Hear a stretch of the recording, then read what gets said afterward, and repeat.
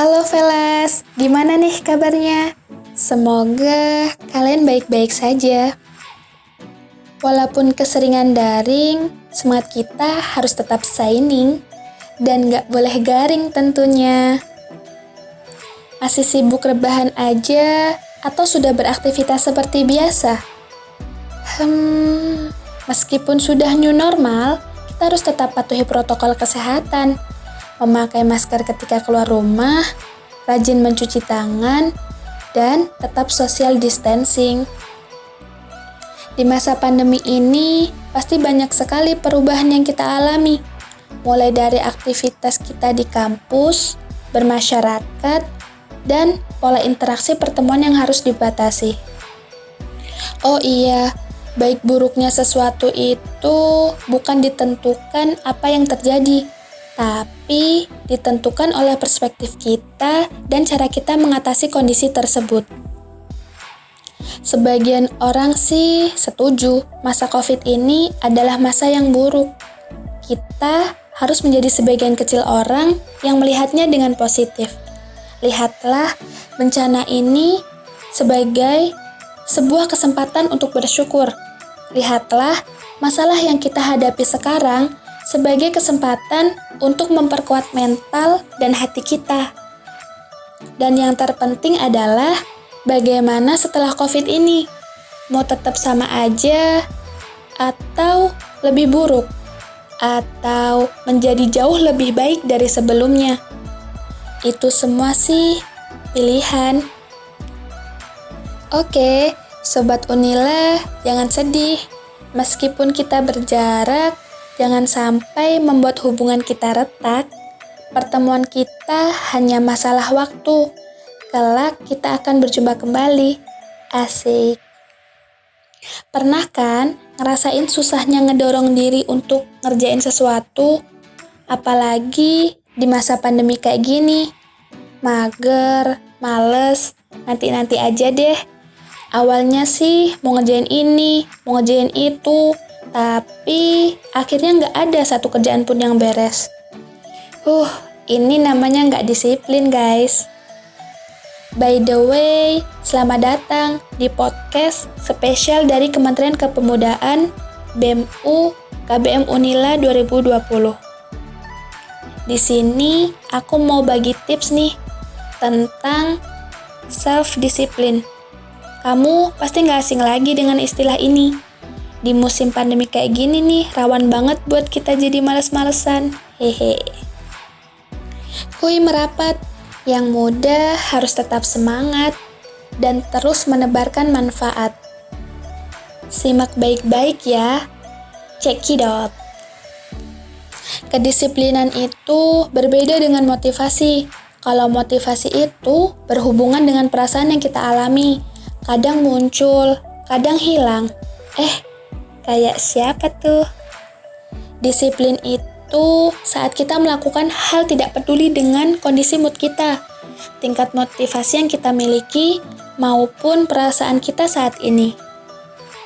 Disiplin berkolerasi dengan self-control atau biasa kita sebut kontrol diri.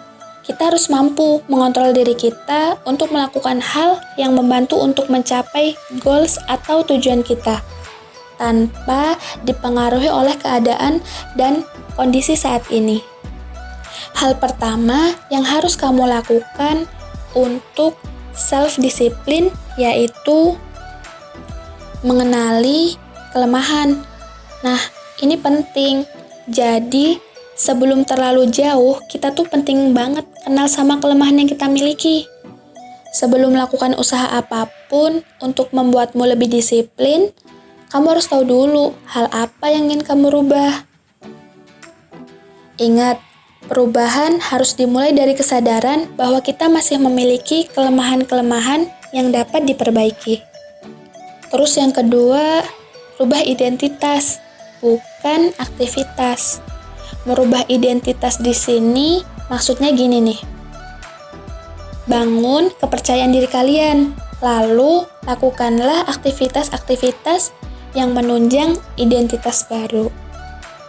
Yang ketiga, beranikan diri keluar dari zona nyaman. Pasti kalau udah nyaman mah pengennya bertahan, iya kan? Otak kita itu didesain untuk menyukai kenyamanan dan membenci ketidaknyamanan. Bener kan? Namun, kesuksesan itu berada di luar zona nyaman kita.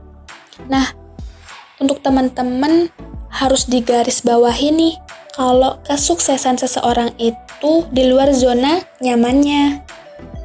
Dan untuk menjadi sukses, kita harus berani untuk melakukan perubahan dan pergi dari zona nyaman tersebut. Saatnya say goodbye zona nyaman. Yang keempat, bentuklah kebiasaan. Aktivitas yang kita lakukan secara berulang-ulang akan membentuk kebiasaan. Bener banget kan?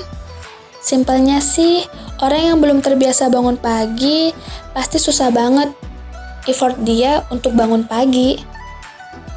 Sifat kebiasaan itu tidak bisa dihilangkan, baik ataupun buruk. Namun, kebiasaan itu bisa dirubah dengan cara yang benar dan tepat. Kemudian yang kelima, fokus pada 3 dasar. Maksudnya apaan nih? Dasar-dasar negara? Bukan. Jadi, ada 3 dasar yang harus kalian penuhi untuk menjadi seseorang yang memiliki level disiplin yang tinggi. Penasaran kan apa aja? Yang pertama itu tidur yang cukup. Nah, ini penting buat tubuh. Kurang tidur membuat tubuh kita lemas dan keadaan ini akan mempersulit kita sendiri untuk melakukan aktivitas lain. Dasar yang kedua yaitu olahraga. Ini sempatkan walau bentar agar tubuh bugar dan fresh kembali. Dan dasar yang ketiga yaitu nutrisi yang baik. Nutrisi yang baik di sini untuk memenuhi kebutuhan tubuh kita.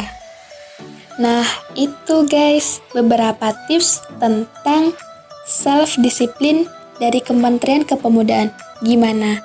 Masih penasaran menjadi seseorang yang memiliki level disiplin yang tinggi? Kalian juga bisa searching di Mbak Google atau Mbak YouTube biar nambah referensi juga. Penting banget nih buat yang muda-muda, generasi penerus bangsa yang harus punya self-disiplin dari sekarang. Kalau pengen tahu lebih lanjut, DM aja IG BEM Unila. Nantikan podcast selanjutnya ya. Oke. Selamat melanjutkan aktivitas. Terima kasih guys. See you. Muda, semangat, menebar manfaat. Hidup mahasiswa.